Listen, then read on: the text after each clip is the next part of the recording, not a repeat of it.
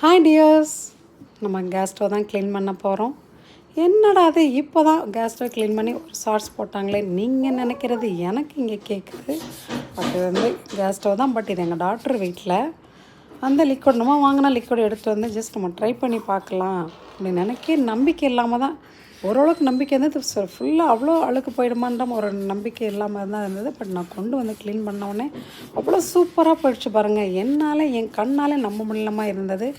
Just spray பண்ணி ஒரு 5 minutes விட்டுட்டேன். நான் விட்டதுக்கப்புறம் அந்த ஸ்பாஞ்சை வச்சு அப்படியே தொடச்சாலே பாருங்கள், அப்படியே அழுக்கு ஃபுல்லாக வந்துருச்சு பாருங்கள்.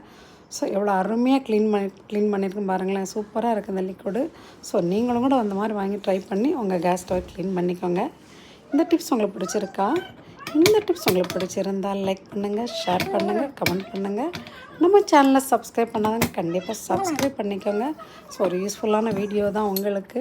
இங்கே பாருங்களேன், அப்படியே பளபளன்னு மின்ற மாதிரி இருக்குது. புது கேஸ் ஸ்டவ் மாதிரி இருக்குது. கொஞ்சம் ஃபீலாக இருக்கும் அழுக்காக இருக்கும்போது பார்க்கும்போது. ஏன்னா நம்ம அவ்வளோ காசு போட்டு வாங்கியிருக்கோம், இப்படி இருக்கேன்னு வெளியே பார்ப்பா கொஞ்சம் ஃபீலாக இருக்க மாதிரி இருக்கும். இப்போ ஒரு கான்ஃபிடென்ட் வந்துருச்சு, நமக்கு இருக்கவே இருக்குது இந்த லிக்விட் அப்படின்ற மாதிரி. நீங்களும் கொஞ்சம் ட்ரை பண்ணி பாருங்களேன்.